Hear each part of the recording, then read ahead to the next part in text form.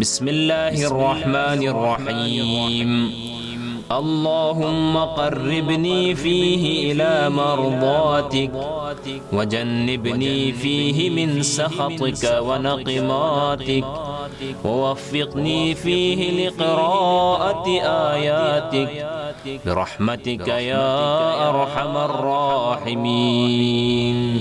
بار الہا، اس ماہ میں تو مجھے اپنی رضاؤں کی اسباب کے نزدیک کر دے اور اس میں مجھے اپنے غیظ و غضب اور عذاب سے دور رکھ اور اس میں اپنی آیات کی تلاوت کی توفیق عطا فرما۔